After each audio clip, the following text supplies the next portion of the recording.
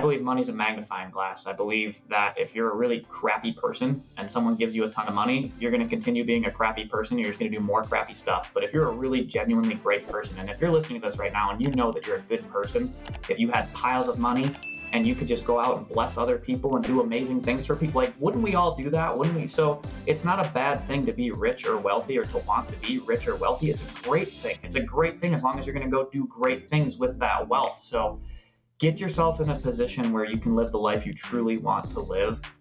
We live in an amazing country with unbelievable opportunity for anyone to become wealthy, to run their own business. The American dream really is alive and well. It's probably not working 9 to 5 for someone else. If you have a plan and you stick to it, but you focus on the long-term patience, right? Everybody wants to get rich fast. That's the fastest way to get broke.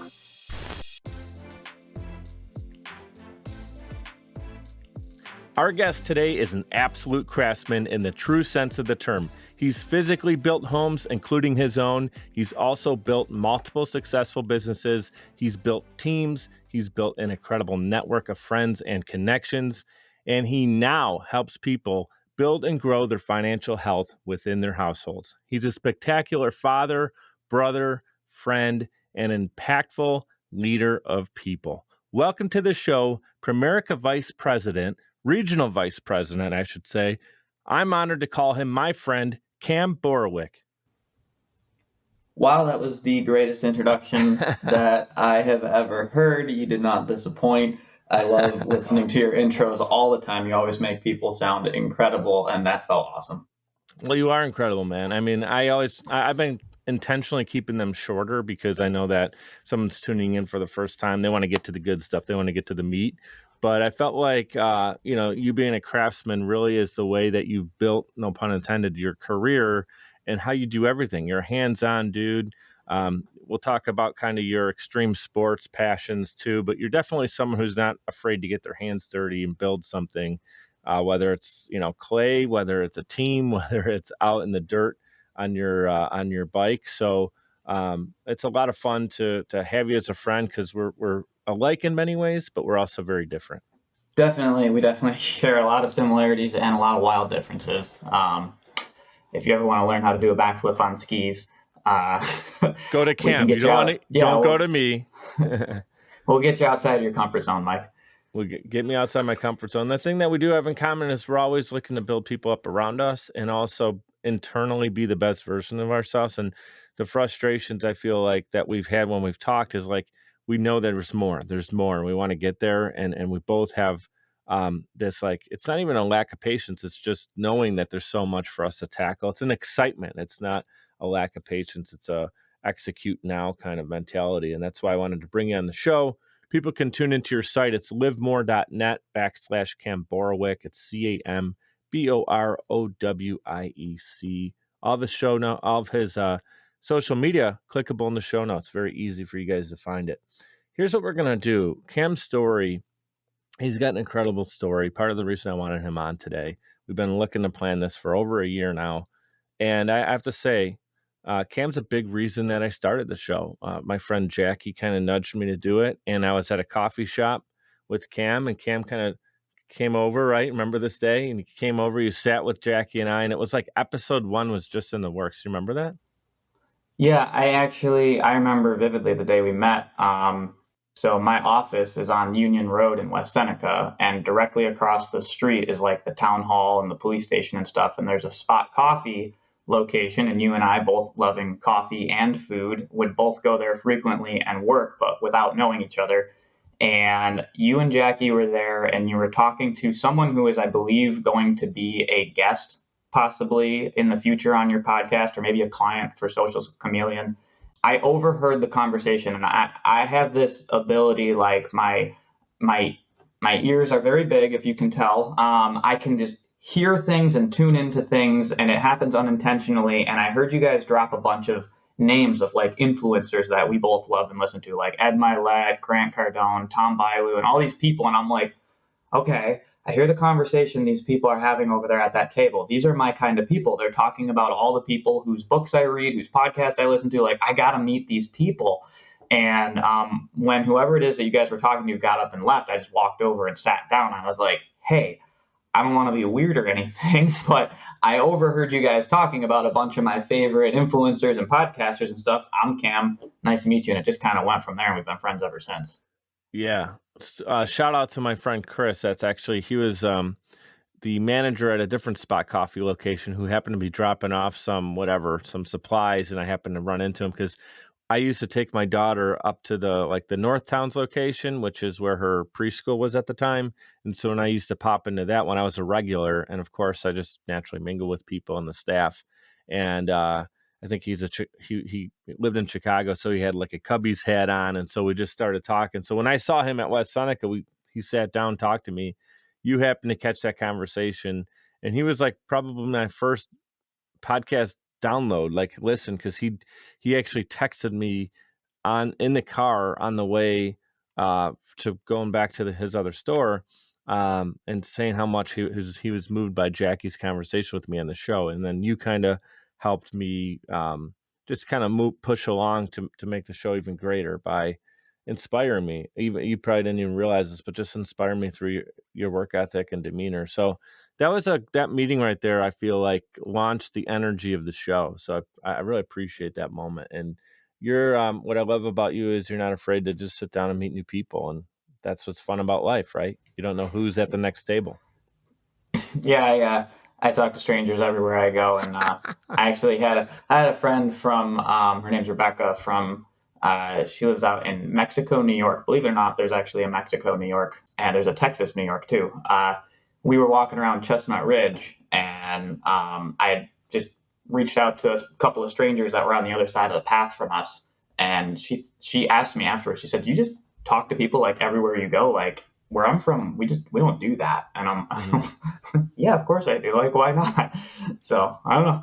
Must be a Buffalo thing. Sometimes culture's like, hey, let's stay in our lane, our family groups together. You maybe wave at someone, and that's the extension. But when you think about it, that's not really like human beings are relators, we're connectors. And I mean, you and I are both in sales in different capacities, but it's not like we're only meeting people to sell them. We want to help people out. And if you only wave at them from 100 feet, I mean, how you're limited in how you can help that person. And I know this, I don't want to keep speaking for you, but I know this because I know your demeanor, but we want to make someone smile. And if that's the minimum we can do, like, that's it. Like, we're happy. We're going to get back to our cars and know that 3 people we just talked to, whether it's the drive-through lane, getting our coffee on the way to the office, and we made that person smile because they maybe looked a little bit like they're having a rough day. That's the kind of stuff I know that you're all about. And then maybe they actually end up becoming a client. That would be like a cool bonus. If there's nothing that anybody gets out of the rest of this show, just the idea that like we're all on this planet together, we all live together, we live in the same communities, we all we all breathe the same air, we all bleed the same color. Connect with each other, say hi to each other, smile at each other, wave to each other. That there's a bunch of positive energy that comes from a smile, from a wave, and if you can share that with the people around you and you can instigate conversations and you can have good, positive, uplifting, constructive conversations with other people, even complete strangers, I mean, you can really make a positive impact on someone's life. Wow. That's an early mic drop moment. Usually we get to those at the end and you're spitting fire right out of the gates. That's really true. And I'm thinking real quick about some of the greats that we talked about. You mentioned at the earlier top of the show, like Ed Milet and, the Tom Bilyeu's of the world and the Les Browns of the world. They've all got to where they're at today, which is a high level, but they all acknowledge that it took a team. And you look at, right now, 2021, there's still this guy playing football named Tom Brady. And as good as he's been, it's always been his teams as well that have helped him get there. He's always in the ball game. His defenses don't give up 50 points a game. So he's in the game and he does his magic, but it's with a collective effort. He's got good coaching typically. And he's also, when he's called upon, he did something great with it, with his moment, right? And so it's just a reminder that the greatest people in business, the greatest people in life, the head of a household, it's all a team environment and it's what we do with it. And, if you're trying to get to the top, but you're trying to do it isolated, it's very difficult because the more people you can get involved and passionate about what you do, you have the impact team. Without them, you're limited in who you can help. You get 20 people underneath you spread out through Western New York.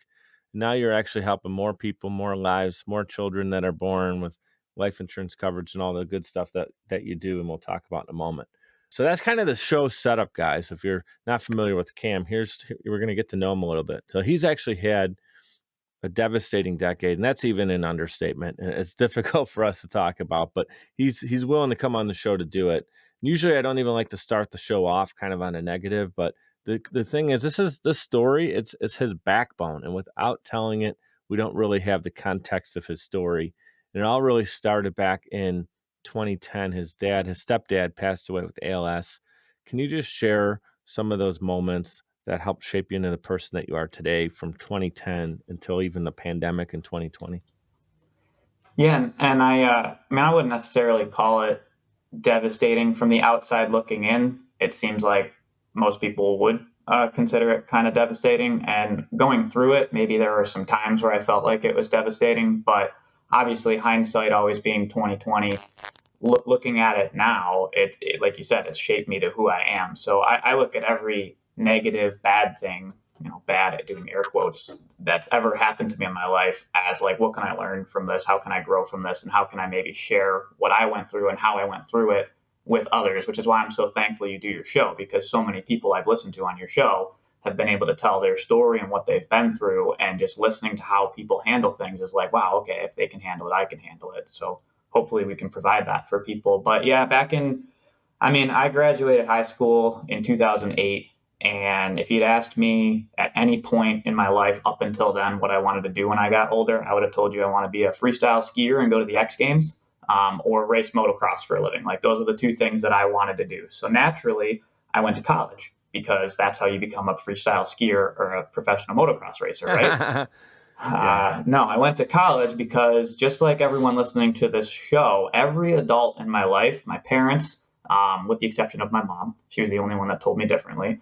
But my parents, my aunts, my uncles, my teachers, coaches from every team I've ever had, my friends' parents, their aunts and uncles, everyone that had graduated before me, everything was about college. It's like, where are you going to college? Where are you going to college? Where are you going to college? And it was basically set up like, if you don't go to college, you're going to end up living in a van down by the river. I'm 31 years old now. I can tell you right now, I would rather go back in time and live in a van down by the river than go to college. So I went to college based on everybody else's expectations of me, because that's what everyone said that I had to do in order to succeed in life. So again, another thing I want people to take from the show, if they don't take a lot, another little nugget hopefully is like, you don't have to go to college to be successful. You really don't. My brother didn't even graduate from high school. He is incredibly successful in multiple areas of his life, especially in his career and finances. He doesn't even have, he went back and got his GED. So you don't have to go to college, but I did. So I went to UB for mechanical and aerospace engineering, which was a recommendation from my aunt and my uncle. I told them I was going to go to school to be a teacher because I really liked helping people. And I had a lot of teachers that like helped me through school. And I was like, I want to do that for people. And they're like, you like the cars we drive and the house we have and the vacations we go on, and you like to ski and ride dirt bikes. You have an expensive lifestyle. You don't want to be a teacher. She's a teacher. I'm an engineer. We pay for everything with my income. You should be an engineer. You're good at math and science. Like, fine. So I went to school for engineering. Again, another choice that I didn't really make for myself. Make your own choices. Don't let people make choices for you. As if engineering was the only path to have some goodies and, that Yeah, exactly. Like, this is the only way that you'll ever be successful is if you graduate from college and be an engineer. What crap advice that was. So now I'm going to college. And by the way, when you go to college, you're getting yourself $40,000, $50,000, $60,000, $70,000 in debt before you ever even get a job. And it takes 4 or 5 years to get the job that you need to pay back all the debt you just acquired. So, as a financial advisor. Yeah, that's if you're one of the small percent that actually ends up in a career that they anticipated with the degree. Right, because the world changes so fast now that if you're in a 4 to 5 year program, by the time you graduate, the industry you went to school for doesn't even exist anymore. But in any event, so while I was in college thinking I'm going to become an engineer someday, I get recruited by the Marines, and some friends of mine were enlisting, and they told me I should go with them. But I scored so high on the entrance exams that they wanted me to go to officer school. I go to ROTC, or Officer Candidate School. And when they asked me if I could do anything in the military, what would it be? I was like, if I could be anything in the military, I'd be Maverick from Top Gun. And basically, that I was waiting for it. That's what they did. They laughed at me. They're like, "Yeah, right, okay." And I'm like, "No, I'm serious. Like, I race motocross. I do flips on my skis. Like, I'm an adrenaline junkie. If I Somebody could do does anything that in the job. Like, military." why not you? Yeah, exactly. So, and I had seen the Blue Angels a couple times, and I was always amazed by it. And Top Gun was one of my favorite movies. So I ended up actually going through a program to be selected as a potential aviator in the Marines. So I had to go through all the FAA physicals. I had the eyesight.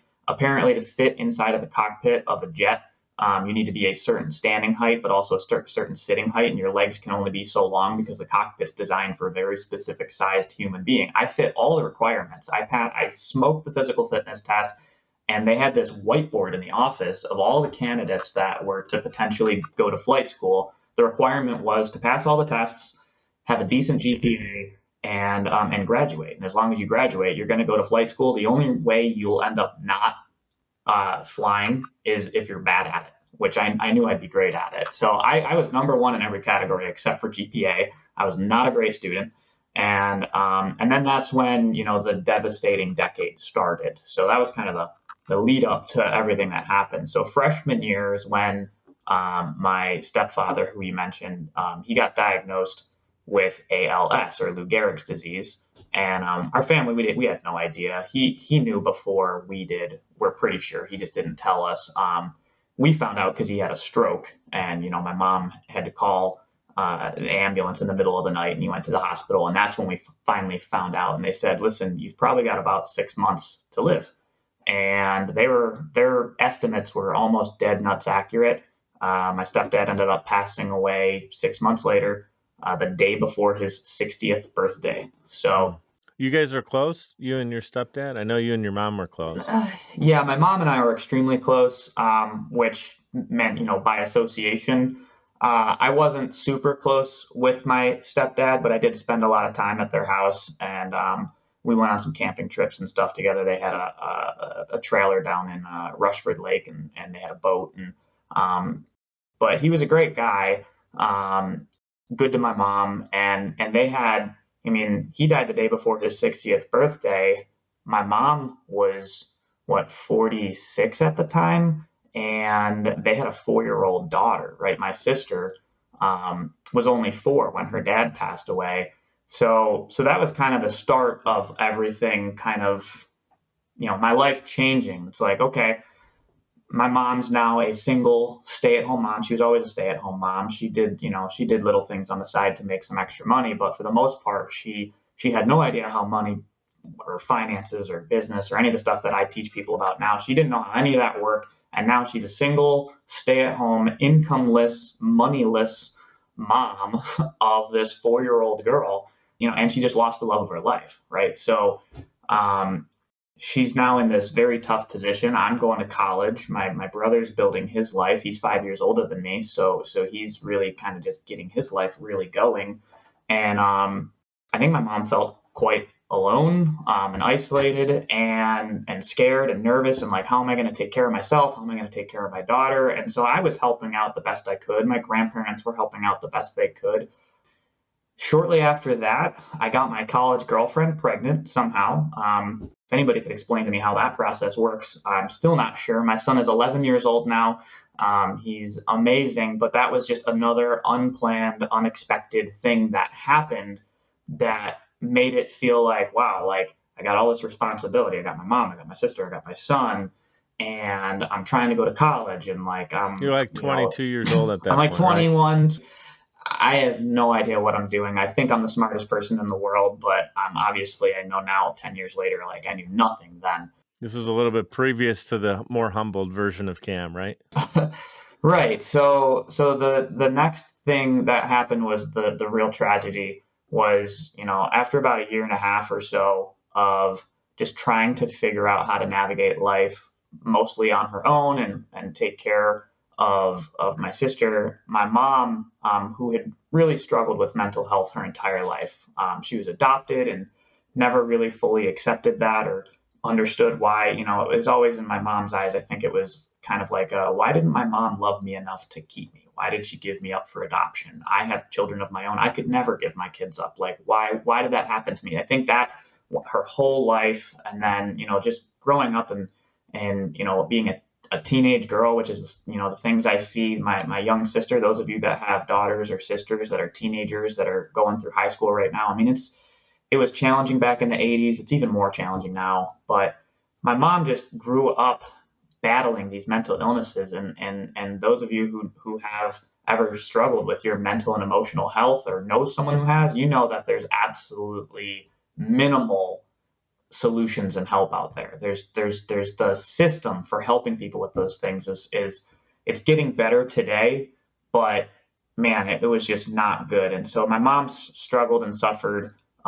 through a lot, and during these very traumatic times, I think just got to the point where she felt like I don't know how I'm going to do this. There's no way. I'm a burden to my kids. And she ended up deciding she just didn't even want to be here anymore. And so my mom's not here anymore by choice. She didn't want to continue on the way that she was. She felt like life would be better for the people that she loved most if she wasn't in it.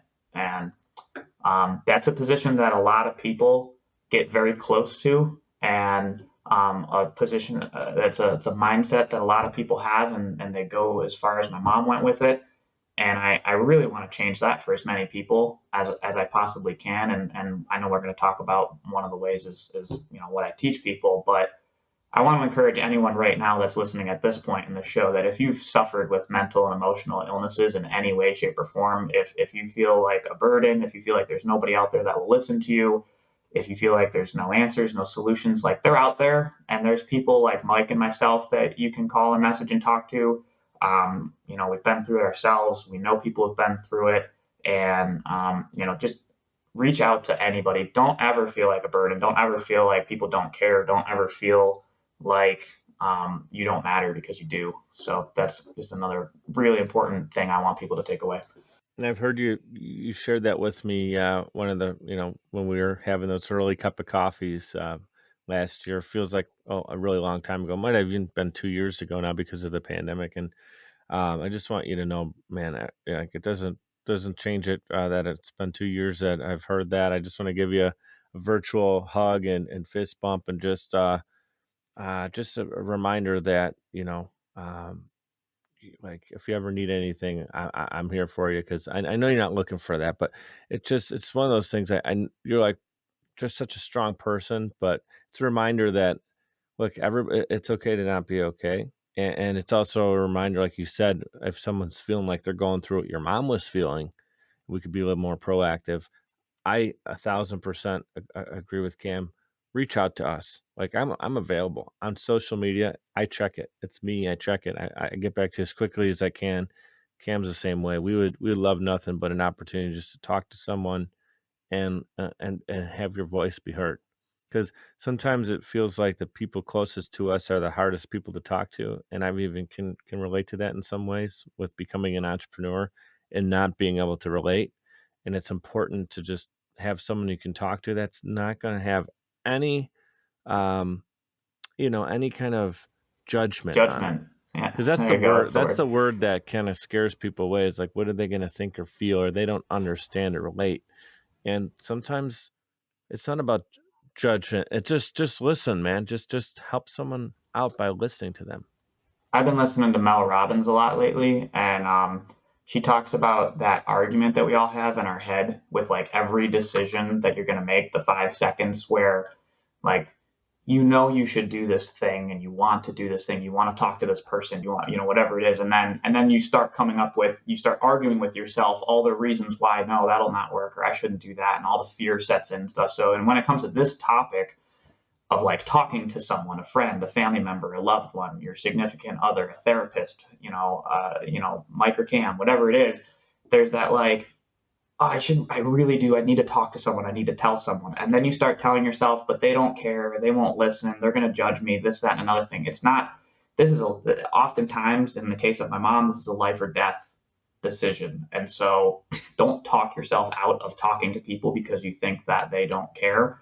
Don't talk yourself out of reaching out to someone. Reach out, reach out to people. Please do it. Yeah, and now we look at how that part of the story too inspired you into who you are, and that's because you as a person took the responsibility to say, all right, this happened to me. Now I can either turtle up and have this bring my life down, and I can be even considered, suicidal. I mean, it's just, I don't like to justify that, but I'm saying, you had a lot going on where people can understand if you had, if you were depressed, it's totally justifiable what you were dealing with. But instead, it took some time, but you finally got to this place where you're like, the pain and hurt that she was feeling financially, how do we prevent people from having that, right? And then all of a sudden you started to kind of unpack what that looks like, and you got smarter financially and you were learning about it. And I'd love to actually learn and hear about how you got into it, because everybody has to have that seed planted and then you have to follow it up with some action. So I'd love to hear kind of the transition into it. And I have a couple of questions prepared. We're super late to the break. We have about 10 minutes left here. What we're going to do, we're going to take a quick sponsorship timeout. When we return, we're going to learn Cam's 3 biggest mistakes people make with money and the 3 smartest things that people do with money. We'll be right back. Podcasting is a great way to engage with your audience and stay consistently relevant. The only problem is you don't have the time or desire to produce your own show. You simply want it done for you. And that's where Social Chameleon comes in. All you need to do is press record and upload the files. We'll handle the rest. From planning, production, post-production, distribution, and digital marketing, we have you covered. We realize that times are tough and funds are tight. And Social Chameleon believes in building supportive business relationships. By clicking on the link in this promo, we'll provide you 7 free podcasting tips to get started, as well as a free 30-minute online consultation. This is the perfect opportunity for entrepreneurs, keynote speakers, industry experts, influencers, and anybody who has a personal brand. With Social Chameleon, we help you build a brand that is out of this world. We're ready and waiting, so what are you waiting for? Click on the link to get started today. All right, we're back in action with Cam. You guys can connect with him on LinkedIn, Instagram, Facebook, and check out his website. Again, it's livemore.net/Cam Borowiec. All those links are clickable in the show notes. So right before the break, Cam was telling you about this situation where his mother passes. He's young. He goes from being the big brother to the man of the house to raising his son, helping his sister make good decisions, and also figuring out life. I mean, you were someone who had a business, right? A construction business where you're building homes, and then that transitions into your passion for extreme sports, and you're coaching people on the slopes, right? Ski, snowboarding, and then eventually you fall in love. And I know it is a love. You love what you do. Your passion for money. Bring us up to that transition, then we'll get to those money mistakes. Perfect. Yeah. So when my mom passed, it became evident to me that, I wasn't going to be able to continue going to college, and there's no way I'm going to become a fighter jet pilot because I cannot be disappearing from my family for months at a time. They need me. So I stopped going to UB. I moved in with my girlfriend for a while, and then eventually I moved in with my grandparents. So my sister ended up living with our grandparents, my mom's parents. I didn't want to live there forever. So I started to work in construction. A friend of mine got me a job. I worked with a couple of brothers who taught me everything I needed to know within a couple of months about building houses. And that was so fun. I loved doing that. That was way better than being an engineer, except they were paying me a whopping $12 an hour. And you can't support a family on that. It's just not possible. So I had asked them after about a year and a half of working for them if I could have a raise, and they said they couldn't afford to give me one. And I said, okay. And this was really tough. And here's another thing I want you guys to learn is that you are not required to stay at any job that underpays or underappreciates or undervalues you. You do not need to do that. There is an abundance of opportunities out there. And if you're currently stuck in a career that is unfulfilling, unrewarding, underpaying you, undervaluing you, limiting the quality of life that you can give to yourself and your family, please come talk to me. I will show you opportunities that are out there. But I was working construction, and I was like, man, I can't do this anymore. And the entrepreneurial spirit in me just came out, and I'm like, I'm just going to start my own company. So I told my boss, hey, this is my 2 weeks. I'm going to start my own company. And I thought he was going to be really pissed at me. And in reality, he was actually insanely supportive. Him and his brother told me, like, listen, if there's anything you ever need, if you ever need anything, just come borrow it, whatever. They were super supportive. So it's not, if you're afraid to have a conversation like that with someone, they're probably going to be more understanding and more supportive than you think they are. So don't be afraid to have that conversation. Why you're getting to that point. Like if you just say, screw you, I'm leaving and I'm going to be your competition, Right. That's a different way. You're just saying, look, the $12 isn't going to do it for me. I think Right. I have what it takes to get started. And you just were hoping they would handle it with grace. And instead of only handling it with grace, they kind of opened up some like, hey, man, we got your back if you need it. And you They never ended know up who's going to hiring say me that without. back. Yeah.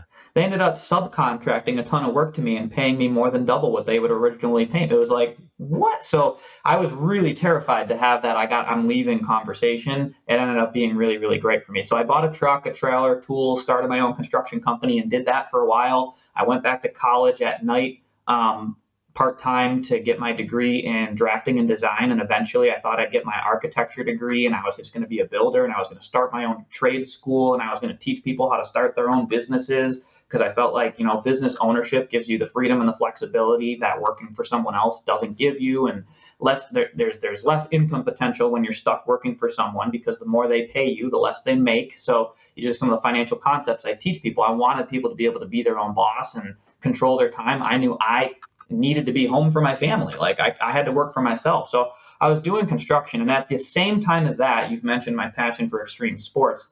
I was coaching freestyle ski teams. And at one point, I was even helping coach the Olympic developmental freestyle ski team in Lake Placid at the Olympic Training Center, which was really fun and really cool. And during all that, I had a ski injury, and I tore my ACL, my MCL, my PCL, my meniscus. Kind of hard to climb a ladder and swing a hammer when your knee is broken. So I had surgery, and I had a brace from my hip to my ankle. And right then, an uncle reached out to me and he said, Cam, I have a friend who is the regional vice president of the largest financial services company on the planet. He asked me if I knew any young entrepreneurial people that would be interested in learning how to do what I do. You're the only person I thought of. Would you like to meet him? And I was like, I have nothing better to do. Like, I just had knee surgery. My plan for the next 30, 60, 90 days is physical therapy, Netflix, and sleep. Like, that was my game plan for the next, 90 days of my life. So I was like, sure, I'll meet your guy. And I sat down for, within about 15 minutes of meeting Doug, who became my business mentor, my business coach, and business partner first. Then he became my friend, and now he's like a dad to me. I mean, he's like got such influence on me. He's such just a great human. I learned so much about life and business and money and finances and everything from him. I didn't know that was going to happen. Walking into that meeting, it was like, sure, Uncle Steve, I'll come and meet your guy. What I saw, what I show people on a daily basis now, which is the concepts of money and business and finances that they should have taught us in school. And within about 15 minutes, I was like, you know what, Doug, shut up and take my money, right? And he didn't know at the time, right? When I'm sitting down with people showing them the same thing he showed me, we're usually doing two things. We're looking for people who have the entrepreneurial spirit that want to make an impact while making great income. And we want to teach those people how to do what we do. And there's some costs associated with that. There's some state and federal licenses you need to get and stuff. But then on the other half, it's like, not everyone wants to do what we do, but they might need our guidance, our help, our knowledge, our expertise, our products or services, whatever. So when I said, shut up and take my money, he's looking at me like, okay, is this kid like a trust fund baby that has a ton of money he wants me to manage? And he doesn't, he's thankful that he met me? Or is he like, I want to do this from a business standpoint, and he's ready to pony up and pay for some classes and get some licenses and start a business? And I didn't know that that's what he was trying to figure out in his head when I said, shut up and take my money. So he kind of clarified, and within a few days, I was taking classes to get all my state and federal licenses to be a financial advisor. And my only reason for doing it at that moment was I was running my own business. And if you're listening to this and you run your own business, you probably think that you need to work until you die and that there's absolutely no path to retirement for you. You just work and pay your bills, and you work and you pay your bills. And that's not true. Like there's retirement account. You might not have a 401k because you don't have a boss that gives you one, but you can open up an IRA, which is like the same thing. You can retire. You just need a guy like me to sit down and show you how to do it. So I wanted to be able to do that for myself. I'm just the type of person that like I don't want to pay someone to do something I can do for myself. I also don't want to do something if I don't completely understand it. So when it came to like investing in retirement and business and finances and stuff like life insurance, I was like, I might as well learn how all that works, take care of it myself. And then since my goal is to build a big construction company with a lot of employees and a trade school and teach people how to run their own businesses, I'll have the knowledge to teach that stuff to those people.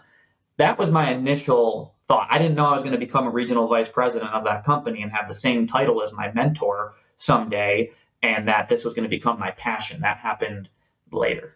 I want to interject real quick because we're so close to kind of running out of time here.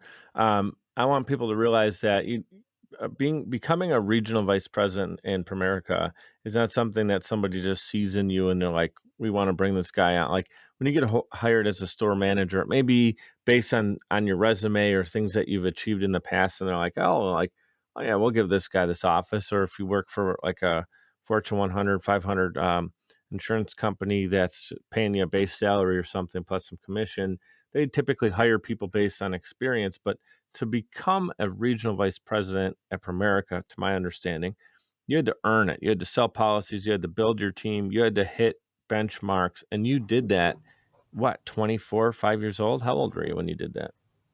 25 maybe, but anyone can do it. That's the biggest thing is when you work in corporate America, and I'm against it personally for the most part. In some cases, it's unavoidable. If there's a particular career path you want to take, you might be stuck with corporate America. But if you don't have to be stuck in corporate America, in order to get a promotion, in order to get a certain title, there's got to be room for you. And in most cases, there's not, unless the person already occupying that title quits, leaves, gets fired, or dies.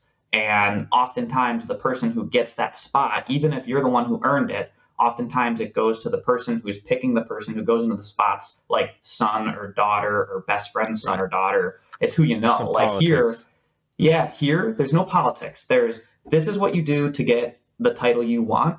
And anyone who does what needs to get done gets the title, and there's an unlimited opportunity. Like anyone can have that title. Regional vice president is open to anyone who wants it. So it's really, really crazy. And even a guy like me, I didn't go to college for money, business, or finances. I went for mechanical, aerospace, and engineering, and I dropped out halfway. Like anyone can earn the title. So let's put an exclamation point on this incredible episode. And you and I could do a whole nother hour together easily. And I feel like there's got to be a part 2 to this. So let's. I feel like I should answer your question kind of to. Well, that's okay. Right? I mean, we can. I know you have a ton of resources, and anybody who's local in Western New York or lives in West Seneca in the Buffalo area, give a little Buffalo love to them. But you have an office, a beautiful, newly renovated office, and if somebody wants to learn more and work with you because they like you from this conversation, Wednesday nights they can tune in.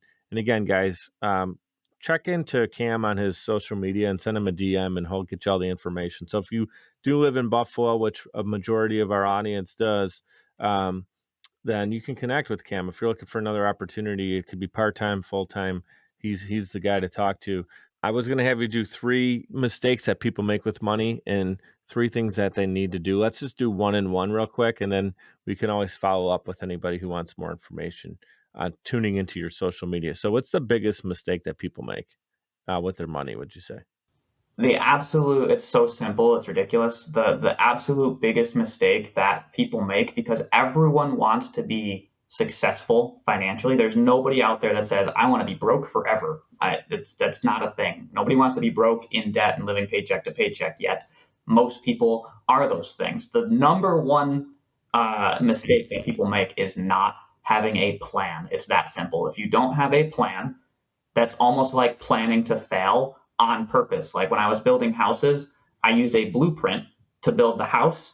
And without the blueprint, I couldn't build a house because you start with a blueprint. Most people think the first part of a house is the foundation. It's wrong. The first part of the house is the plan to build the house, then the foundation.